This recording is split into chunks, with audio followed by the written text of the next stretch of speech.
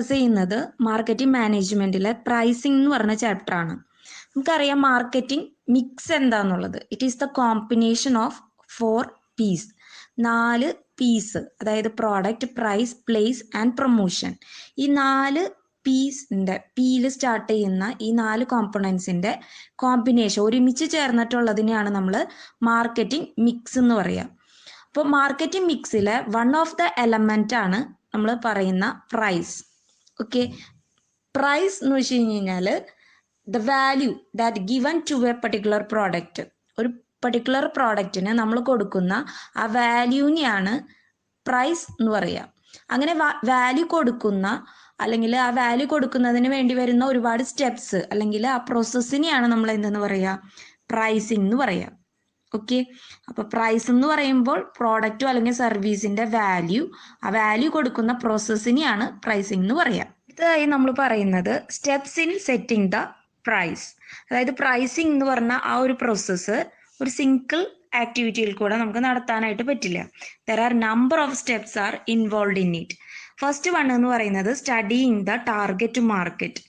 Target market എന്ന് വെച്ച് കഴിഞ്ഞാൽ നമ്മൾ ഏത് മാർക്കറ്റിലാണോ ആ ഒരു പർട്ടിക്കുലർ പ്രോഡക്റ്റ് ഇൻട്രൊഡ്യൂസ് ചെയ്യുന്നത് ആ മാർക്കറ്റിനെ പറ്റിയിട്ട് നമ്മൾ എന്ത് ചെയ്യണം, ആദ്യമായിട്ട് പഠിക്കണം. ഇപ്പൊ അധികം ഹൈ ഇൻകം ഗ്രൂപ്പ് ആണെങ്കിൽ നമുക്ക് എന്ത് ചെയ്യാം, ഒരു ഹൈ പ്രൈസ് ചാർജ് ചെയ്യാം. ലോ ഇൻകം ഗ്രൂപ്പ് ആണെങ്കിൽ നമ്മൾ ആ ഒരു ലോ പ്രൈസ് ആയിരിക്കും ചാർജ് ചെയ്യുക. പിന്നെ കസ്റ്റമേഴ്സിന്റെ ടേസ്റ്റും പ്രിഫറൻസസും ഒക്കെ ഡിഫറെൻ്റ് ആയിരിക്കും. അപ്പൊ നമ്മൾ അങ്ങനെ ആദ്യം തന്നെ എന്ത് ചെയ്യണം, ഏത് മാർക്കറ്റിലാണോ ആ പ്രോഡക്റ്റ് ഇൻട്രൊഡ്യൂസ് ചെയ്യുന്നത് അതിനനുസരിച്ച് വേണം പ്രൈസ് ഫിക്സ് ചെയ്യാൻ. രണ്ടാമത് വരുന്നത് select in the pricing objective. Objective എന്ന് പറയുന്നത് നമുക്കറിയാം, ഈ ഒരു പ്രൈസ് ചെയ്യുന്നത് കൊണ്ട് എന്താണ് നമ്മുടെ അൾട്ടിമേറ്റ് എയിം എന്നുള്ളതാണ് എന്തെന്ന് പറയുന്നത്, പ്രൈസിങ് ഒബ്ജക്റ്റീവിൽ പറയുന്നത്.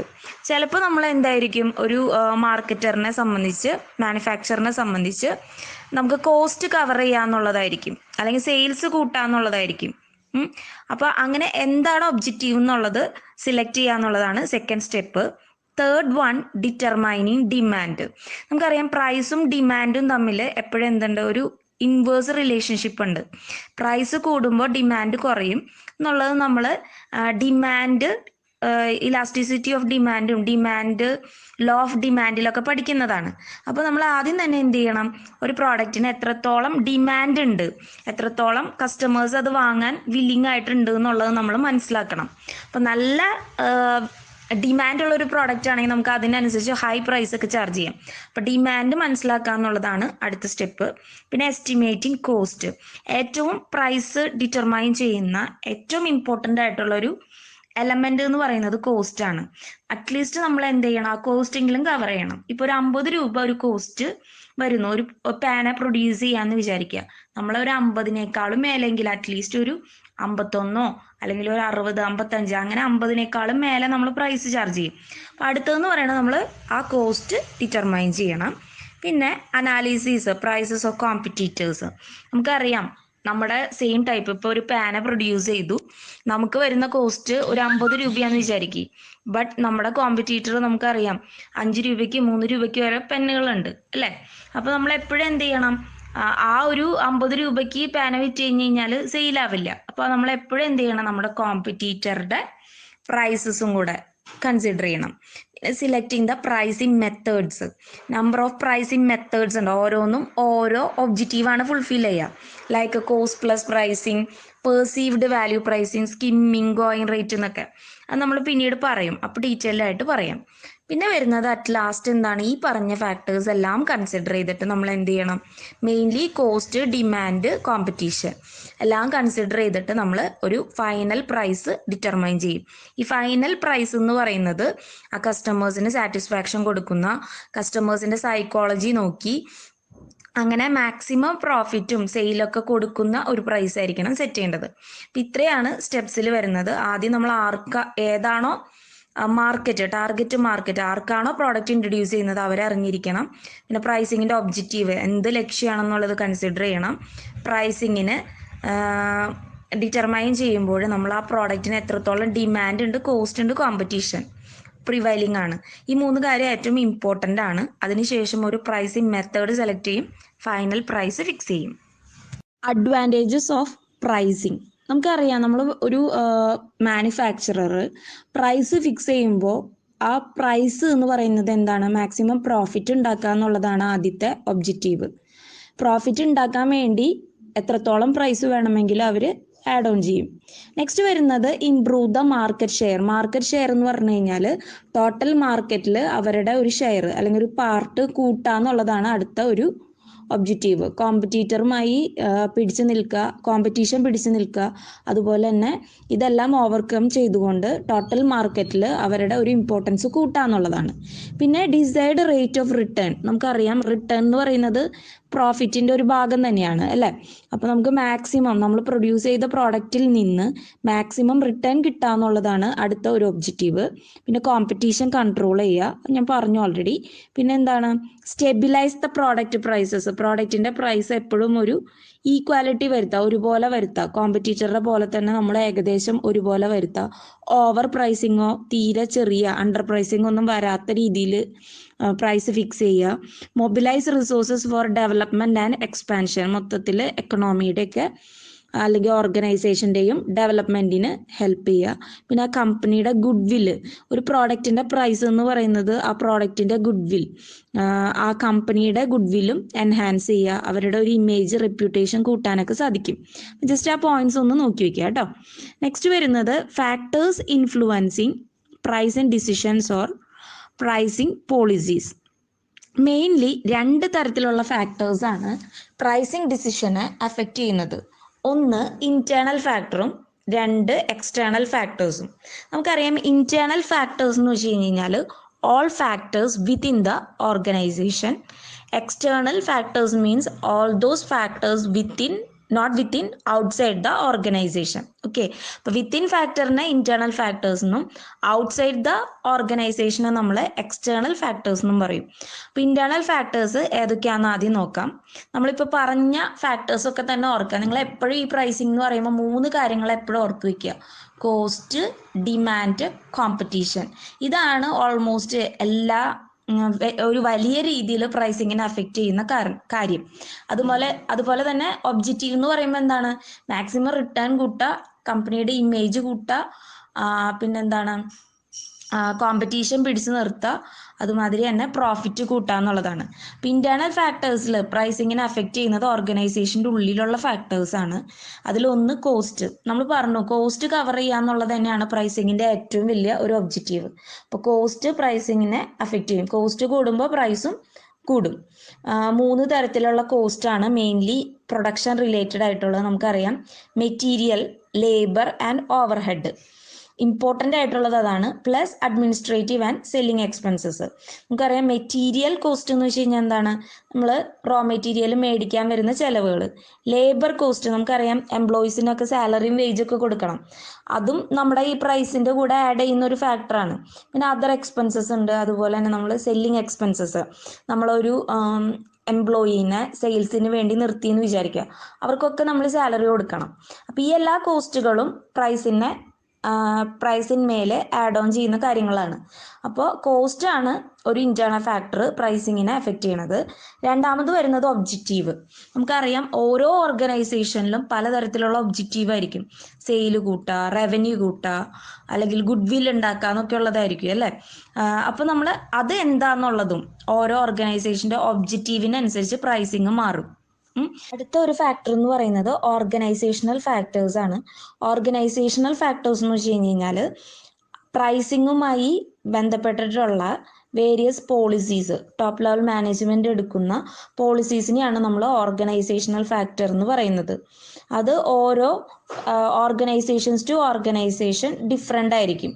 ഓക്കെ, നെക്സ്റ്റ് വരുന്നത് മാർക്കറ്റിംഗ് മിക്സ്. നമ്മൾ പറഞ്ഞു മാർക്കറ്റിംഗ് മിക്സിൽ 4 P's ആണുള്ളത്. കോമ്പിനേഷൻ ഓഫ് 4 P's ആണ്. Price, product, place and promotion. അപ്പോൾ ഈ പ്രൈസ് എന്ന് പറയുന്നത് ബാക്കി 3 ഫാക്ടേഴ്സിനെയും കൂടെ റിലേറ്റഡ് ആണ്. പ്രൊഡക്ഷനിലുള്ള ഡിഫറൻസ്, അതുമാതിരി തന്നെ പ്ലേസിലുള്ള ഡിഫറൻസ്, പ്രൊമോഷൻ എക്സ്പെൻസസിൽ വരുന്ന ചേഞ്ചസ് എല്ലാം പ്രൈസിനെയും അഫക്റ്റ് ചെയ്യും. അപ്പോൾ അത് മറ്റൊരു ഫാക്ടറാണ്. നെക്സ്റ്റ് വരുന്നത് പ്രോഡക്റ്റ് ഡിഫറൻസിയേഷൻ.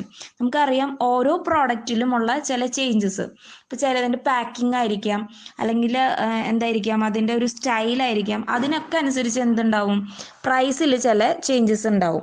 ഇപ്പോൾ നമ്മൾ ഇപ്പോൾ കാറുകളുടെയൊക്കെ സ്റ്റൈൽസ് മാറുന്നതിനനുസരിച്ച്, ഫോൺ ഇതൊക്കെ മാറുന്നതിനനുസരിച്ച് എന്തുണ്ട്, പ്രൈസിലും ചില ഡിഫറൻസസ് ഉണ്ട്. അതുപോലെ തന്നെ പാക്കേജ് നമുക്കറിയാം, ഇപ്പോൾ ഈ കിൻഡർ ജോയ് പോലെയുള്ള പ്രോഡക്റ്റ്സ് അതിൻ്റെ ഫുഡ് പ്രീമിയം അല്ലെങ്കിൽ ഈ പാക്കേജ് ഒക്കെ എന്ത് ചെയ്യുന്നുണ്ട്, ആ പ്രോഡക്റ്റിന് പ്രൈസ് കൂട്ടുന്നുണ്ട്. അപ്പോൾ ഈ പാക്കേജും ഡിസൈനും ഒക്കെ പ്രോഡക്റ്റിന് വ്യത്യാസം വരുത്തുന്നതാണ്, ഡിഫറൻസിയേഷൻ വരുത്തുന്നതാണ്, പ്രൈസിനെ എഫക്റ്റ് ചെയ്യും. പിന്നെ വരുന്നത് പ്രോഡക്റ്റ് ലൈഫ് സൈക്കിൾ 2 മാർക്കിനൊക്കെ ചോദിക്കാവുന്ന ഒരു ക്വസ്റ്റ്യൻ ആണ് കേട്ടോ. Product life cycle means the different stages through which A particular product passes in there entire life. ഒരു പ്രോഡക്റ്റ് ഓർഗനൈസേഷനിൽ ഇൻട്രൊഡ്യൂസ് ചെയ്തത് തൊട്ട് അതെന്ത് ചെയ്യും, ഓർഗനൈസേഷനിൽ നിന്ന് കുറേ കാലം കഴിയുമ്പോൾ എന്ത് ചെയ്യും, കോമ്പറ്റീറ്റേഴ്സ് വരുമ്പോൾ ആ പ്രോഡക്റ്റിൻ്റെ ഡിമാൻഡ് കുറഞ്ഞത് തള്ളപ്പെടും. അപ്പം അതുവരെയുള്ള സ്റ്റെപ്പുകളെയാണ് നമ്മൾ എന്തെന്ന് പറയുക, പ്രോഡക്റ്റ് ലൈഫ് സൈക്കിൾ എന്ന് പറയുക. അപ്പോൾ ഇൻട്രൊഡക്ഷൻ സ്റ്റേജ് എന്ന് പറയുമ്പോൾ നമുക്കറിയാം, പ്രോഡക്റ്റ് ആർക്കും അറിയാത്തതാണ്, ആ പ്രോഡക്റ്റ് എൻറ്റയർലി ന്യൂ ആയിരിക്കും. അപ്പോൾ നമ്മൾ എന്ത് ചെയ്യും, ആ പ്രോഡക്റ്റിന് ഹൈ പ്രൈസ് ചാർജ് ചെയ്യും. പിന്നെ ഓരോ സ്റ്റേജിലും നമ്മൾ എന്ത് ചെയ്യും, അതിനനുസരിച്ച് ഡിമാൻഡ് ഇല്ലെങ്കിൽ അവസാനത്തെ സ്റ്റേജിൽ എത്തുമ്പോഴത്തേക്ക് ഡിമാൻഡ് ഉണ്ടാവില്ല. അപ്പോൾ എന്ത് ചെയ്യും, പ്രോഡക്റ്റിൻ്റെ പ്രൈസ് കുറയ്ക്കും അല്ലേ. അപ്പോൾ ഓരോ സ്റ്റേജിലും അങ്ങനെ ആയിരിക്കും. ഇപ്പോൾ നിങ്ങൾക്ക് ഇലക്ട്രോണിക് എക്യുപ്മെന്റ്സിന്റെ കാര്യം നോക്കി കഴിഞ്ഞാൽ ഇൻട്രൊഡ്യൂസ് ചെയ്യുമ്പോൾ എൻറ്റയർലി ന്യൂ പ്രോഡക്റ്റ് ആണ്, അത് ഹൈ പ്രൈസ് ചാർജ് ചെയ്യുക അല്ലേ. അപ്പം അതുപോലെ പ്രോഡക്റ്റ് ലൈഫ് സൈക്കിളും ഓർഗനൈസേഷന്റെ ഇന്റേണൽ ഫാക്ടറാണ്, പ്രൈസിങ്ങിനെ എഫക്റ്റ് ചെയ്യും. അപ്പോൾ ഇന്റേണൽ ഫാക്ടർ എന്ന് പറയുന്നത് ഓർഗനൈസേഷന്റെ ഉള്ളിലുള്ള ഫാക്ടേഴ്സ് പ്രൈസിങ്ങിനെ എഫക്റ്റ് ചെയ്യുന്നതാണ്. ഇമ്പോർട്ടൻ്റ് ആയിട്ടുള്ളത് കോസ്റ്റ് മെയിൻലി ഏതൊക്കെയാണ്, material, labour, overhead, administrative and selling expenses ആണ്. പിന്നെ ഒബ്ജക്റ്റീവ്, പലതരത്തിലുള്ള ഒബ്ജക്റ്റീവ് ലൈക്ക് ടാർഗറ്റ് റിട്ടേൺ ആവാം, അല്ലെങ്കിൽ എന്താണ് മാർക്കറ്റ് ഷെയർ കൂട്ടുക, അങ്ങനെയുള്ള ഒബ്ജക്റ്റീവുകളാവാം. ഓർഗനൈസേഷണൽ ഫാക്ടേഴ്സ്, ഓർഗനൈസേഷൻ്റെ പോളിസി, ടോപ്പ് ലെവൽ എടുക്കുന്ന പോളിസീസ് ആവാം. Other marketing mixes like production, product, place, promotion, അതും പ്രൈസിനെ എഫക്റ്റ് ചെയ്യും. പ്രോഡക്റ്റ് ഡിഫറൻസിയേഷൻ, പ്രോഡക്റ്റിൻ്റെ ആ വ്യത്യാസങ്ങൾ, അതിൻ്റെ പാക്കേജിലും സ്റ്റൈലിലും ഒക്കെയുള്ള വ്യത്യാസങ്ങൾ പ്രൈസിനെ എഫക്റ്റ് ചെയ്യും. പിന്നെ പ്രോഡക്റ്റിൻ്റെ different stages, product life cycle. Next നമ്മൾ പറയുന്നത് എക്സ്റ്റേണൽ ഫാക്ടേഴ്സ് ഓഫ് പ്രൈസിങ് ആണ്. എക്സ്റ്റേണൽ ഫാക്ടേഴ്സ് എന്ന് പറയുമ്പോൾ ഓർഗനൈസേഷൻ്റെ പുറമേ ഉള്ള ഫാക്ടേഴ്സ് ആണ്. എക്സ്റ്റേണൽ ആണ്, ഔട്ട്സൈഡ് ആണ്, അത് ഓർഗനൈസേഷൻ്റെ പ്രൈസിങ്ങിനെ എഫക്റ്റ് ചെയ്യുന്നു. അതിൽ വരുന്നത് ഏറ്റവും ഇമ്പോർട്ടൻ്റ് ആയിട്ടുള്ള 2 ഫാക്ടേഴ്സ് എന്ന് പറയുന്നത് ഡിമാൻഡും കോമ്പറ്റീഷനാണ്. ഞാൻ ഒന്നുകൂടെ പറയാണ്, 3 ഫാക്ടേഴ്സാണ് മെയിൻലി പ്രൈസിങ്ങിനെ എഫക്റ്റ് ചെയ്യുന്നത്: കോസ്റ്റ്, ഡിമാൻഡ്, കോമ്പറ്റീഷൻ. അതിൽ ഡിമാൻഡും കോമ്പറ്റീഷനും എക്സ്റ്റേണലും, ഇന്റേണൽ വരുന്നതാണ് കോസ്റ്റ്. അപ്പം ഡിമാൻഡ് എന്ന് പറയുന്നത് അറിയാം, കസ്റ്റമേഴ്സിൻ്റെ ഡിമാൻഡ്. അത് നമുക്കറിയാം, ഡിമാൻഡ് കൂടുമ്പോൾ എന്തുണ്ടാവും, അതായത് പ്രൈസ് കൂടുമ്പോൾ ഡിമാൻഡ് കുറയും, പ്രൈസ് കുറയുമ്പോൾ ഡിമാൻഡ് കൂടും അല്ലേ. ഇൻവേഴ്സ് റിലേഷൻഷിപ്പാണ്, ലോ ഓഫ് ഡിമാൻഡിൽ പറയുന്ന കാര്യമാണ്. അപ്പോൾ നമുക്ക് ഡിമാൻഡും എന്താണ്, ഒരു എക്സ്റ്റേണൽ ഫാക്ടറാണ്. ഡിമാൻഡിൻ്റെ ഇലാസ്റ്റിസിറ്റി, എന്താ പറയുക, അതിൻ്റെ ഒരു എക്സ്റ്റെൻഡ് ഓഫ് ചേഞ്ചസ്, അതും നമ്മൾ എന്തിനെ എഫക്റ്റ് ചെയ്യും, പ്രൈസിങ്ങിനെ എഫക്റ്റ് ചെയ്യും. പിന്നെ വരുന്നത് കോമ്പറ്റീഷൻ. നമുക്കറിയാം, നമ്മുടെ കോമ്പറ്റീറ്ററുടെ പ്രൈസിങ്, അത് എന്ത് ചെയ്യും, നമ്മുടെ പ്രോഡക്റ്റിൻ്റെ പ്രൈസിനെയും എഫക്റ്റ് ചെയ്യും. ഞാൻ നേരത്തെ പറഞ്ഞിരുന്നു അത്. പിന്നെ distribution channel, mainly distribution channel എന്ന് പറയുമ്പോൾ അതിൻ്റെ പ്രോഡക്റ്റും ആ കസ്റ്റമറും തമ്മിൽ യോജിപ്പിക്കുന്ന ആ ഇൻ്റർമീഡിയറീസ് ആണ് നമ്മൾ ഡിസ്ട്രിബ്യൂഷൻ ചാനൽ എന്ന് പറയുക. അതായത് എവിടെ നമ്മൾ പ്രോഡക്റ്റ് പ്രൊഡ്യൂസ് ചെയ്തു കസ്റ്റമറിലേക്ക് എത്തിക്കുന്ന വരെ ഒരുപാട് സ്റ്റേജസിൽ കൂടെയും ഒരുപാട് ആൾക്കാരുടെ ഇടനിലക്കാരുടെ ഇടയിൽ കൂടെയൊക്കെ എന്ത് ചെയ്യുന്നുണ്ട്, ആ പ്രോഡക്റ്റ് കടന്നു പോകുന്നുണ്ട്. അപ്പോൾ ഓരോരുത്തരും ആ പ്രോഡക്റ്റിൻ്റെ മാർജിൻ എടുക്കും, പ്രോഫിറ്റ് മാർജിൻ എടുക്കും. അപ്പോൾ ഡിസ്ട്രിബ്യൂഷൻ ചാനൽ ലെങ്തി ആവും തോറും പ്രൈസ് ഹൈ ആവും. അപ്പോൾ ഡിസ്ട്രിബ്യൂഷൻ ചാനലും ഒരു ഫാക്ടറാണ്.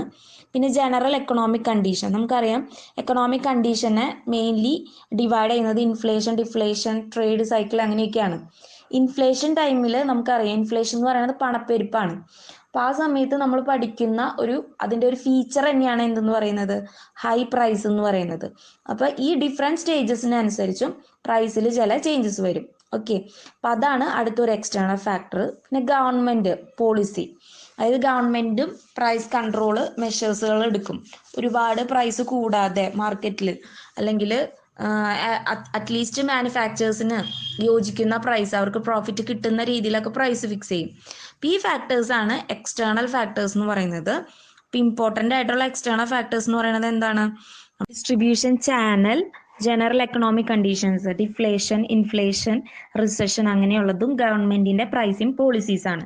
അപ്പം ഇതെല്ലാമാണ് ഇമ്പോർട്ടൻ്റ് ആയിട്ടുള്ള പ്രൈസിങ്ങിനെ അഫക്റ്റ് ചെയ്യുന്ന ഇന്റേണലും എക്സ്റ്റേണൽ ആയിട്ടുള്ള ഫാക്ടേഴ്സ്. പ്രൈസിങ് പോളിസീസ് എന്ന് പറയുന്ന ഈ ക്വസ്റ്റ്യൻ, അല്ലെങ്കിൽ നമുക്കത് മെത്തേഡ്സ് ഓഫ് പ്രൈസിംഗ് എന്നും ചോദിക്കാം. ഇത് ഏറ്റവും ഇമ്പോർട്ടൻ്റ് ആണ്, റിപ്പീറ്റേറ്റീവ് ആയിട്ട് ചോദിക്കുന്ന ഒരു ക്വസ്റ്റ്യൻ ആണ്. അപ്പം ഇതിൽ മെയിൻലി പ്രൈസിങ് പോളിസീസ് എന്താണെന്ന് നമുക്ക് നോക്കാം. പ്രൈസിങ് പോളിസി എന്ന് പറയുന്നത് നമ്മൾ പ്രോഡക്റ്റിന്റെ പ്രൈസ് ഫിക്സ് ചെയ്യുന്നതിന് യൂസ് ചെയ്യുന്ന പോളിസിയാണ്. സിംപ്ലി നമ്മൾ പറയുകയാണെങ്കിൽ അങ്ങനെ നമുക്ക് പറയാം.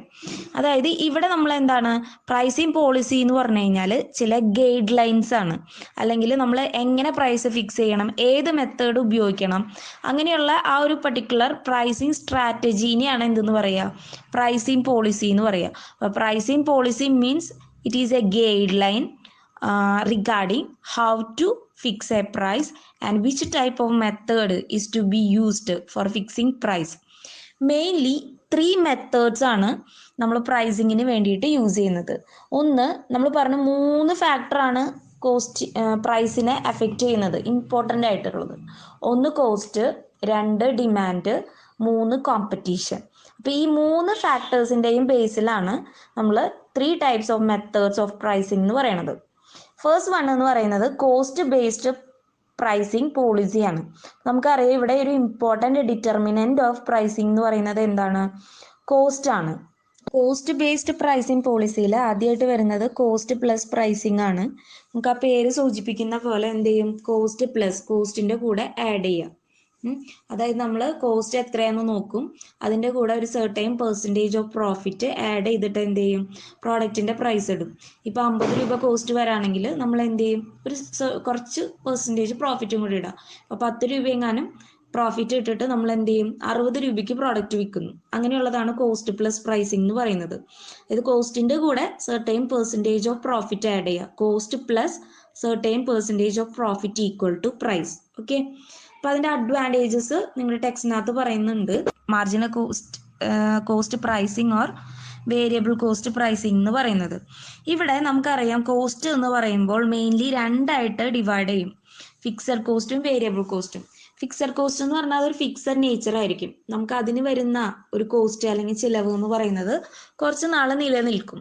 ഇപ്പോൾ നമ്മൾ ലാൻഡ്, ബിൽഡിങ്, ഫിക്സഡ് അസറ്റ്സ് ആയിട്ടുള്ള അങ്ങനെയുള്ള കാര്യങ്ങളിൽ, ഇപ്പോൾ ഫർണിച്ചർ, മെഷീനറിയിലൊക്കെ നമ്മൾ ഇൻവെസ്റ്റ് ചെയ്താൽ അതിൽ നിന്ന് കിട്ടില്ല, പെട്ടെന്ന് നമുക്ക് അതിൽ നിന്ന് ഒരു റിട്ടേൺ കിട്ടില്ല. ഇറ്റ് ഈസ് ഫിക്സഡ് നേച്ചർ ആണ്, അല്ലേ? അപ്പം അതിനെയാണ് ഫിക്സഡ് കോസ്റ്റ് എന്ന് പറയുക. വേരിയബിൾ കോസ്റ്റ് എന്ന് പറഞ്ഞാൽ എന്താണ്, എപ്പോഴും ചേഞ്ച് ചെയ്തുകൊണ്ടിരിക്കും, അതിനെയാണ് വേരിയബിൾ കോസ്റ്റ് എന്ന് പറയുക. അപ്പം ഇവിടെ മാർജിനൽ പ്രൈസിങ് എന്ന് പറയുമ്പോൾ, മാർജിൻ എന്ന് പറയുമ്പോൾ നമുക്കറിയാം അഡീഷണൽ പ്രൈസ് ആണ്, അല്ലേ? അല്ലെങ്കിൽ അഡീഷണൽ കോസ്റ്റിനെയാണ് മാർജിനൽ കോസ്റ്റ് എന്ന് പറയുക. അതായത് നമ്മൾ ചില കേസിൽ എന്തുണ്ടാവാം, പ്രൊഡക്ഷൻ നടക്കുമ്പോൾ ചില അഡീഷണൽ കോസ്റ്റുകൾ അല്ലെങ്കിൽ വേരിയിങ് കോസ്റ്റുകൾ ഉണ്ടാവാം. ഈ വേരിയബിൾ കോസ്റ്റിന്റെ ബേസിസിൽ നമ്മൾ എന്താണ് പ്രൈസ് ഫിക്സ് ചെയ്യുകയാണെങ്കിൽ അതിനെയാണ് പറയുക മാർജിനൽ കോസ്റ്റിംഗ് എന്ന് പറയുന്നത്. ഈ കേസിൽ നമ്മൾ ടോട്ടൽ കോസ്റ്റ് ഓഫ് പ്രൊഡക്ഷൻ അല്ല കൺസിഡർ ചെയ്യുക, അതിന് പകരം വേരിയബിൾ കോസ്റ്റ് ആയിരിക്കും കൺസിഡർ ചെയ്യുക. അതാണ് ഈ മാർജിനൽ കോസ്റ്റ് പ്രൈസിങ്ങിൻ്റെ ഒരു പ്രത്യേകത എന്ന് പറയുന്നത്. ഓക്കെ, അപ്പോൾ നമ്മളിപ്പോൾ പറഞ്ഞുകൊണ്ടിരിക്കുന്നത് കോസ്റ്റ് ബേസ്ഡ് പ്രൈസിങ് ആണ്. കോസ്റ്റ് ബേസ്ഡ് പ്രൈസിങ്ങിൽ 3 എണ്ണമാണ് ഇപ്പോൾ പറഞ്ഞിട്ടുള്ളത്. കോസ്റ്റ് പ്ലസ്, അവിടെ എന്ന് പറയുന്നത് എന്താണ്, price equal to cost plus certain percentage of profit. Okay, then target pricing എന്ന് പറഞ്ഞാൽ എന്താണ്, price equal to what target return we get from that. Okay, the next വരുന്നത് എന്താണ്, marginal cost pricing. Here the price equal to additional cost plus certain percentage of profit ആണ് എന്തെന്ന് പറയുക, marginal cost pricing എന്ന് പറയുക. അപ്പം അതിൻ്റെ അഡ്വാൻറ്റേജും ഡിസഡ്വാൻറ്റേജും നോക്കാം, ഓൾമോസ്റ്റ് സിമിലർ ആണ്, നോക്കാം കേട്ടോ. കോസ്റ്റ്, ഡിമാൻഡ്, കോമ്പറ്റീഷൻ, ഈ 3 ഫാക്ടറിനെ വെച്ചിട്ടാണ് നമ്മൾ ഈ പ്രൈസിങ് മെത്തേഡ് ചെയ്യാൻ പറഞ്ഞു. അപ്പോൾ കോസ്റ്റിംഗ് മെത്തേഡ് കഴിഞ്ഞാൽ നെക്സ്റ്റ് ബേസ് ചെയ്തിട്ടുള്ളത് നമ്മൾ ഡിമാൻഡിൻ്റെ ബേസിസിലാണ്.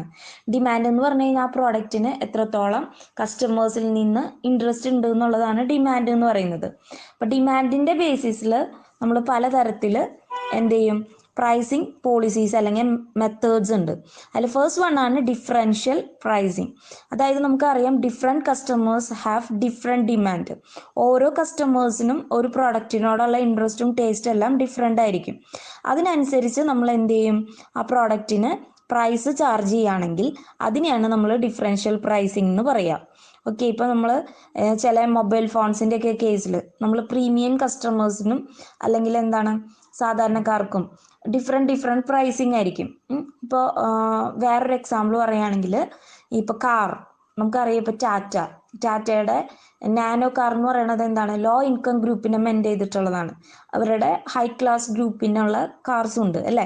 അപ്പോൾ അങ്ങനെ ഡിഫറൻഷ്യൽ പ്രൈസിംഗ് എന്ന് വെച്ച് കഴിഞ്ഞാൽ ഡിഫറെൻറ്റ് കസ്റ്റമേഴ്സിന് അവരുടെ ഡിമാൻഡിനും ടേസ്റ്റിനും അനുസരിച്ച് എന്ത് ചെയ്യും, ഡിഫറെൻറ്റ് പ്രൈസസ് ചാർജ് ചെയ്യുക, അല്ലെങ്കിൽ same product with different prices charge ചെയ്യണതിനെയാണ് ഡിഫറൻഷ്യൽ പ്രൈസിംഗ് എന്ന് പറയുക. പിന്നെ വരുന്നത് പ്രീമിയം പ്രൈസിംഗ് ആണ്. പ്രീമിയം എന്ന് വെച്ച് കഴിഞ്ഞാൽ എന്താ, നമുക്കറിയാം ഒരു അഡീഷണൽ അല്ലെങ്കിൽ നമ്മൾ കൺസിഡർ ചെയ്യുമ്പോൾ കൂടുതൽ കെയർ കൊടുക്കണതിനെയാണ് നമ്മൾ പ്രീമിയം കസ്റ്റമേഴ്സ് എന്നൊക്കെ പറയുക അല്ലേ. അപ്പോൾ അതിനെയാണ് എന്തെന്ന് പറയുക, അങ്ങനെ പ്രീമിയം കസ്റ്റമേഴ്സിനെ കൺസിഡർ ചെയ്തിട്ട് അവർക്ക് ഒരു പ്രീമിയം പ്രൈസിങ് പ്രൊവൈഡ് ചെയ്യുക, ഡിസ്കൗണ്ടോ അല്ലെങ്കിൽ ഒരു പ്രത്യേക ഓഫറോട് കൂടിയിട്ട് പ്രൈസ് ചാർജ് ചെയ്യുന്നതിനെയാണ് പ്രീമിയം പ്രൈസിങ് എന്ന് നമ്മൾ പറയുക. ഓക്കെ, അപ്പോൾ ഇതെന്ന് പറയണത് മാർക്കറ്റിലെ ഏറ്റവും ടോപ്പായിട്ടുള്ള പ്രീമിയം കസ്റ്റമേഴ്സിന് ഒരു പ്രത്യേക തരത്തിലുള്ള പ്രൈസാണ് നമ്മൾ അവർക്ക് ചാർജ് ചെയ്യുക. അത് നമുക്കറിയാം വേറൊരാൾക്കും ആ പ്രോഡക്റ്റ് അവരുടെ കയ്യിലുണ്ടാവില്ല. ഇപ്പോൾ ഒരു എക്സാമ്പിൾ പറയുകയാണെങ്കിൽ നമുക്കറിയാം, ഇപ്പോൾ ഐഫോണിൻ്റെ ഒക്കെ ലേറ്റസ്റ്റ് വേർഷൻസ് വരുന്നത് അതൊരു പ്രീമിയം പ്രോഡക്റ്റ് ആണ്. അപ്പോൾ അതിന് അവരെന്ത് ചെയ്യും, ഒരു ഹൈ പ്രൈസ് ചാർജ് ചെയ്യും. അതിനെയാണ് നമ്മൾ പറയുക പ്രീമിയം പ്രൈസിംഗ് എന്ന് പറയുക. സെയിം കമ്പനി തന്നെ നമ്മൾ പ്രീമിയം പ്രോഡക്ട്സും അല്ലെങ്കിൽ അധികം പ്രീമിയം അല്ലാത്ത പ്രോഡക്ട്സും ഇൻട്രൊഡ്യൂസ് ചെയ്യും. ഇപ്പോൾ ഡേറ്റ്സ് ഒക്കെ ആണെങ്കിൽ നമുക്കറിയാം ചിലത് പ്രീമിയം ക്വാളിറ്റി ആയിരിക്കും, എന്ന് വെച്ചാൽ എന്താ, എക്സ്ട്രാ ഫീച്ചേഴ്സും എക്സ്ട്രാ ക്വാളിറ്റി ഉള്ളതായിരിക്കും. അങ്ങനെ രണ്ട് തരത്തിലുള്ള പ്രൈസിങ് ഡിമാൻഡിനനുസരിച്ച് ചെയ്യുന്നതാണ് പ്രീമിയം പ്രൈസിങ്ങും ഡിഫറൻഷ്യൽ പ്രൈസിങ്ങും. അടുത്ത ഇമ്പോർട്ടൻ്റ് എലമെൻ്റ് എന്ന് പറയുന്നത് കോമ്പറ്റീഷൻ ആണ്. നമ്മുടെ മാർക്കറ്റിൽ നിലവിലുള്ള കോമ്പറ്റീഷൻ എങ്ങനെയാണ്, അപ്പോൾ നമ്മൾ ആ കോമ്പറ്റീറ്ററിനേക്കാൾ ഒരുപാട് താഴെയോ ഒരുപാട് കൂടിയതായിട്ടുള്ള ഒരു പ്രൈസ് ഫിക്സ് ചെയ്യാൻ പാടില്ല. അപ്പം അതിൻ്റെ ബേസിസിൽ നമ്മൾ പലതായിട്ടും ഡിവൈഡ് ചെയ്യുന്നുണ്ട്.